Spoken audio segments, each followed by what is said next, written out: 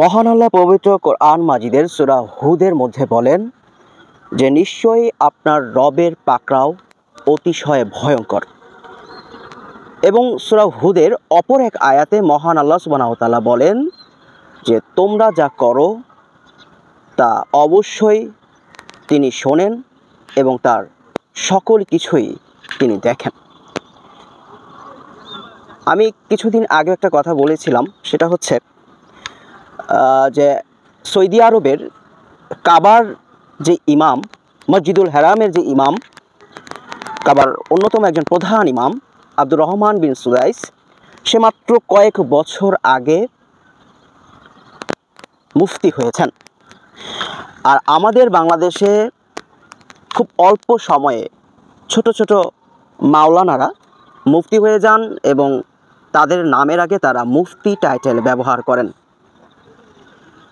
যাতে মাহফিলগুলোতে বাংলাদেশে বিশেষ করে শীতকালীন সময়ে যে মাহফিলগুলো হয়ে থাকে সেই মাহফিলগুলোতে তারা বেশি বেশি দাওয়াত প্রাপ্ত হন এবং সেখানে তারা একটি বড় অঙ্কের অ্যামাউন্ট নিয়ে ফিরে আসতে পারেন।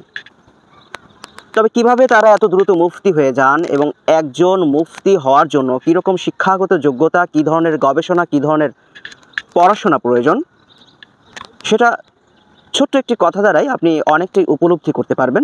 সৌদি আরবে কোনো ব্যক্তি যদি মুফতি হন তাহলে তিনি একজন বিচারকের পদমর্যাদার হন। আর আমাদের দেশে যখন একজন ব্যক্তি মুফতি হন তখন তিনি হন ধর্ম ব্যবসায়ী। ওয়াজ মাহফিলগুলোতে তার কদর বেড়ে যায়, তার হাদিয়া বেড়ে যায়, তার ইনকাম বেড়ে যায়, ক্ষতিগ্রস্ত হয় মুসলিম উম্মাহ। কেননা তিনি তো ধর্ম ব্যবসা করার উদ্দেশ্যে, ধর্মকে ব্যবহার করে অর্থ উপার্জনের উদ্দেশ্যে মুফতি হয়েছেন এবং তার এই উদ্দেশ্য অনুযায়ী তিনি তার জীবন পরিচালনা করেন। তিনি ওয়াজের আলোচনায় গিয়ে ভাইরাল টপিকস নিয়ে আলোচনা করেন, কখনো আলোচনা করেন বলিউডের নায়িকাদের কথা বলে, কখনো বা সুরেলা কণ্ঠে গান, কিন্তু কোরআন হাদিসের আলোচনা খুবই কম করেন। আর এতেই বোঝা যায় আমাদের দেশের মুফতি সাহেবদের পড়াশোনার দৌড় কতটুকু। সম্প্রতি খুবই নেক্কারজনক একটি ঘটনা ঘটে গেল গতকাল ময়মনসিংহের মুক্তাগাছায় আবু হুরায়রা মসজিদ এবং মাদ্রাসায় দুইজন মুফতি সাহেবের প্ররোচনায় আশপাশের বেশ কয়েকটি মসজিদের মুসল্লিরা একটি আহলে হাদিস মসজিদ ভাঙচুর করেছে। খুবই দুঃখজনক, এদেশে একজন হিন্দু সে স্বাধীনভাবে তার ধর্ম পালন করতে পারে, এদেশে একজন বৌদ্ধ, একজন খ্রিস্টান স্বাধীনভাবে তার ধর্ম পালন করতে পারে। এছাড়া এদেশে বহু সংখ্যালঘু ধর্ম রয়েছে, যে সমস্ত ধর্ম সম্পর্কে এ অঞ্চলের মানুষেরা জানেই না, এমন কিছু ধর্ম রয়েছে, যেমন বাহাই ধর্ম। এই ধর্ম সম্পর্কে এদেশের মানুষ একেবারেই জানে না, এদের সংখ্যা একেবারেই নগণ্য। তবে ইরানের এই ধর্ম পরিপূর্ণ স্বাধীনতার সাথে, অধিকারের সাথে এ অঞ্চলের কিছু মানুষ পালন করছে। কখনোই তাদের উপর হামলা হয় না, তাদের এবাদতখানাকে ভেঙে চুরে গুড়িয়ে দেওয়া হয় না কিংবা পুড়িয়ে দেওয়া হয় না। অথচ কত নিকৃষ্ট এই মানুষেরা যারা আল্লাহ সুবহানাহু ওয়া তাআলার ঘর মসজিদ ভেঙে দেয়। এদেশের প্রতিটি আলেম আমার সাথে একমত হবেন যে কাদিয়ানিরা কাফের। আমরা বিগত কয়েক বছর আগেও দেখেছি যে সম্মিলিতভাবে সকলে দাবি জানাচ্ছে কাদিয়ানিদেরকে রাষ্ট্রীয়ভাবে কাফের ঘোষণা করার জন্য। অথচ এই যে কাদিয়ানিদের যে ইবাদতখানা মসজিদ, সেই মসজিদও কিন্তু ভেঙে গুড়িয়ে দেওয়া হয় না। হিজবুত তাওহীদের মতো বাতিল সংগঠন কত নিরাপদে এদেশে ধর্ম প্রচার এবং ধর্মের অনুসরণ করে যাচ্ছে। এদেশের সকল ধর্ম ব্যবসায়ীদের রাগ ক্ষোভ কেবল ওই একটি মানহাজের উপর, সেটি হচ্ছে সালাফি মানহাজ। যে মানহাজের অনুসরণ করে সৌদি আরবের মুসলমানেরা, সেই ইমাম সাহেব এই মানহাজের অনুসারী, যে হজে গিয়ে আপনি যেই ইমাম সাহেবের পেছনে দাঁড়িয়েই নামাজ আদায় করেন। ইসলামের মারকাজ মক্কাতুল মুকাররমা, মদিনাতুল মুনাওয়ারা, অথচ আমরা আমাদের ইসলামের মারকাজ বানিয়ে ফেলেছি ছোট ছোট কিছু বাংলাদেশের মসজিদ, তাবলিগ জামাতের মসজিদ, যেখানে সাপ্তাহিক জোর হয়। এখন আমার কথা হচ্ছে, কেন এই যে সকল ধর্ম ব্যবসায়ীরা বা আমাদের দেশে যারা হানাফি মাযহাবের অনুসারী আলেমগণ তারা কেন আহলে হাদিস মসজিদ বা সালাফি মানহাজের মসজিদ মাদ্রাসার উপর কিংবা এই মানহাজের অনুসারীদের উপর এতটা রাগান্বিত, এতটা ক্ষোভে আক্রান্ত? এই বিষয়টা কি শুধু ক্ষোভে আক্রান্ত হওয়ার বিষয় নাকি কোনো ভয়? আজকের ভিডিওতে এটাই আলোচনা করব ইনশাআল্লাহ তাআলা। এই টোটাল বিষয়টি ঘটেছে এক ধরনের ভয় থেকে, সেটা হচ্ছে সামাজিক প্রভাব হারানোর ভয়। কেননা এই দেশে যে তথাকথিত হানাফি মাযহাবের অনুসারী আলেম সমাজ রয়েছে তারা ভয় পায়।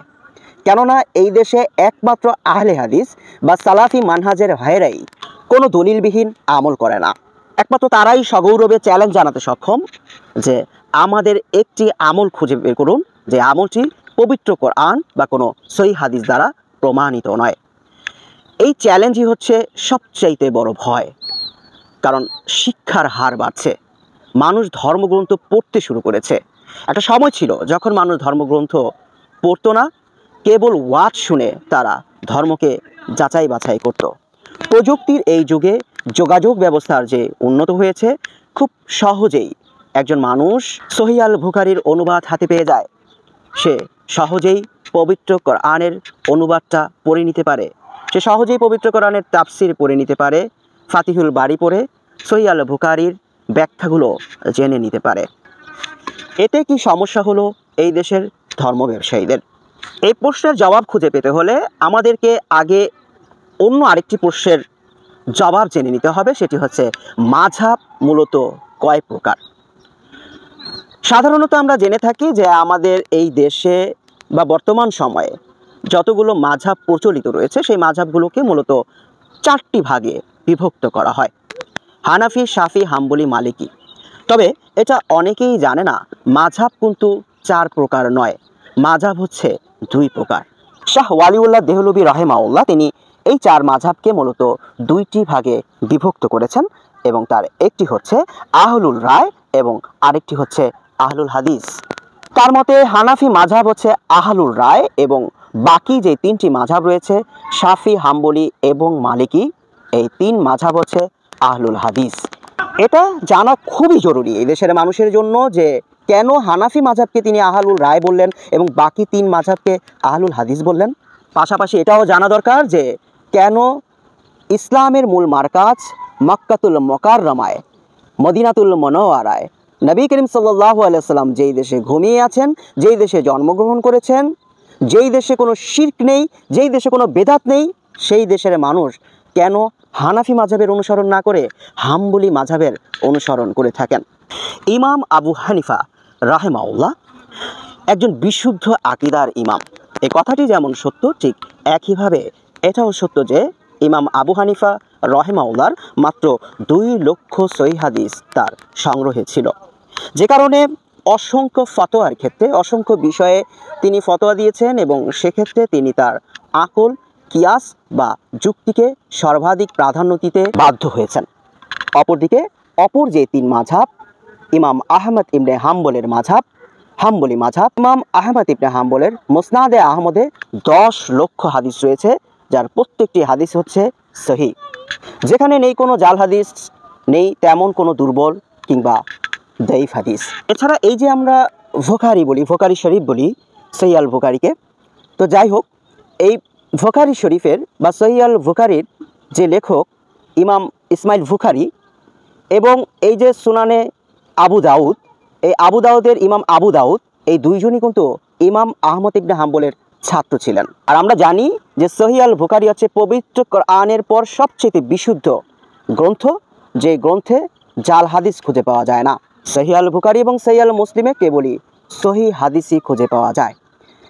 এবং ওই যে বাকি যে 3 মাযহাব, শাফি মাযহাব, হাম্বলি মাযহাব, মালিকি মাযহাব, এই প্রত্যেকটি মাযহাব কোরআন এবং সহিহ হাদিস অনুযায়ী আমল করে থাকে।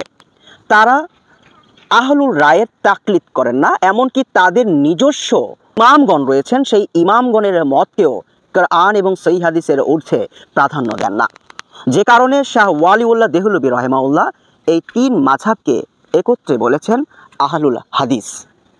এবং সবচেয়ে মজার একটি বিষয়, যে বিষয়টি অনেকেই জানেন না, সেটা হচ্ছে স্বয়ং ইমাম বুখারী রাহিমাহুল্লাহ সহিহ আল বুখারীতে 25 জায়গায় এই আহলুল রায় বা হানাফি মাযহাবের উপর রদ করেছেন। কিন্তু যখন এই রদকৃত হাদিস যখন ছাত্ররা পড়বে, তখন স্বাভাবিকভাবেই তাদের মনে এক ধরনের প্রশ্নের উদ্বেগ হবে। সেটা হচ্ছে, হানাফি মাযহাবকে ইমাম বুখারী রদ করেছেন, হানাফি মাযহাবের এতগুলো ফতোয়াকে ইমাম বুখারী রদ করেছেন। যে কারণে এই যে ফাজায়েলে আমলের যে লেখক মাওলানা জাকারিয়া কান্ধলভি, তিনি সেই রদের জবাব দিয়েছেন। চিন্তা করুন, এমন একজন লেখক যিনি ওই রদগুলোর ইমাম বুখারীর যে বিষয়গুলোতে রদ করেছেন সেই বিষয়গুলোর জবাব দিচ্ছেন, তিনি একজন জাল হাদিসের বইয়ের লেখক। ফাজায়েলে আমল, যার 60% হাদিসই হচ্ছে জাল হাদিস, মিথ্যা। কয়েকদিন আগে আমি আমার পার্শ্ববর্তী মসজিদের কয়েকজন তাবলিগ জামাতের ভাইদেরকে প্রশ্ন করেছিলাম যে এই যে আপনারা ফাজায়েলে আমল থেকে তালিম করেন, এই ফাজায়েলে আমলের 2টা হাদিস আমি বলছি। একটা হচ্ছে কোনো ব্যক্তি এক ওয়াক্ত সলাত কাজা করলে 2,88,00,000 বছর জাহান্নামে যাবে, এবং আরেকটি বিষয় হচ্ছে নবী রাসূলের সংখ্যা 1,24,000 বা 2,24,000। তো এগুলো তো সংখ্যার বিষয়ে, গায়েবী বিষয়। এগুলো অবশ্যই কোরআনের কোনো আয়াতে থাকতে হবে অথবা নবী করিম সাল্লাল্লাহু আলাইহি ওয়াসাল্লামের কোনো সহিহ হাদিসে থাকতে হবে। তো আপনারা এই হাদিসগুলো কোথায় পেয়েছেন? তো এই হাদিসগুলো কোথায় পেলেন আমাকে একটু বলেন। তখন ওই 2 যে তাবলিগি ভাই মুরব্বী, তারা বললেন, আমরা তো মুখ্য সূক্ষ্ম মানুষ, আমরা এগুলো কম বুঝি, তা আলেমকে ডাকি, আলেমের মোকাবেলা করেন। তো একজন আলেমকে ডেকে নিয়ে আসতেন। তো সেই আলেম আমার উপরে খুবই চড়াও রাগান্বিত হয়ে তাকিয়ে আছেন। তা আমি সাহস করে প্রশ্নটা করেই ফেললাম, কিন্তু ওই লোক তখন উত্তর দিলেন, আমি হাদিস সম্পর্কে তেমন একটা পড়াশোনা করিনি।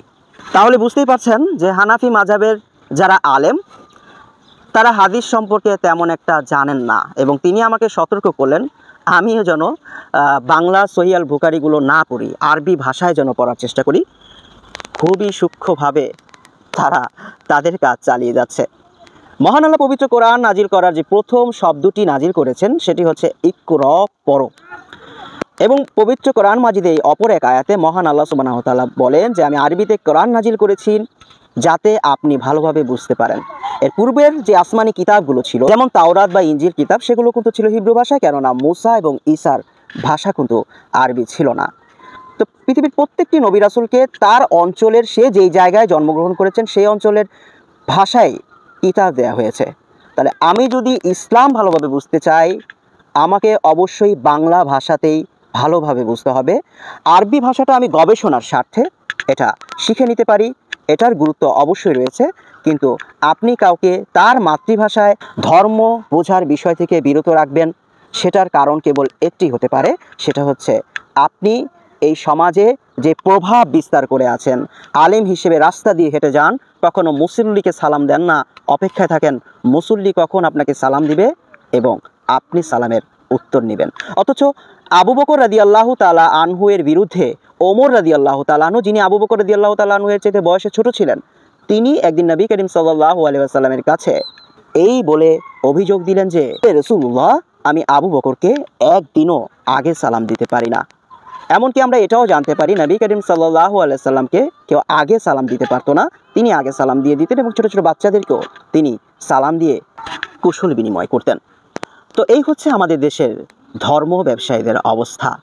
তো আহলে হাদিস মসজিদ সবসময় শিরকের বিরুদ্ধে কথা বলে, আহলে হাদিস মসজিদে সবসময় বেদাতের বিরুদ্ধে কথা বলা হয়, আহলে হাদিস মসজিদে বলে দেওয়া হয় এই হাদিসগুলো জাল। তো অবশ্যই তারা বসে থাকবে না। তো এইভাবে ধীরে ধীরে আমাদের সমাজে বা যেখানে একটি আহলে হাদিস বা সালাফি মসজিদ রয়েছে, সেই মসজিদের আশপাশে যে বেদাতি মসজিদগুলো রয়েছে, বেদাতি আলেমরা রয়েছে, তারা সমাজ থেকে তাদের প্রভাব হারিয়ে ফেলছে। কেননা মানুষ আগের মতো আর বোকা নেই, মানুষ সত্য এবং মিথ্যার পার্থক্য করতে শিখে গেছে। এদেশের ধর্ম ব্যবসায়ীরা নিজেদেরকে শেয়ালের মতো চালাক মনে করে, আর প্রক্ষান্তরে সাধারণ মানুষ পিপিলিকার মতো বুদ্ধিমান হয়ে যাচ্ছে, যে কারণে তাদের ধর্ম ব্যবসার নগরীতে ধস নেমেছে, তারা হারাচ্ছে তাদের প্রভাব। কেননা আখিরাত তো তারা দুনিয়ার কাছে অনেক আগেই বিক্রি করে দিয়েছে। এখন যদি তারা দুনিয়ার নাজ নেয়ামত, সম্মান, শ্রদ্ধার যে ফেতনা, সেটাকেও ভালোভাবে উপভোগ করতে না পারে, তাহলে তাদের যাওয়ার জায়গাটা আর কোথায়? তো আশা করি এতক্ষণে ক্লিয়ার হয়ে গেছে যে এই দেশে কেন ধর্ম ব্যবসায়ীরা আহলে হাদিস মসজিদ ভেঙে দেয়। পরিশেষে পবিত্র কোরআন মাজিদের সূরা বনী ইসরাঈলের ৮১ নম্বর আয়াতটি তেলাওয়াত করে আজকের আলোচনা এখানেই শেষ করব। আউযু বিল্লাহি মিনাশ শাইতানির রাজিম। অকুল জাল হাক্কু ওয়া হাক্কাল বাতিল ইন্নাল বাতিলা কানা যাহুকা। সত্য এসে গেছে, মিথ্যা দূরীভূত হয়েছে। মিথ্যা তো দূরীভূত হওয়ার জন্যই।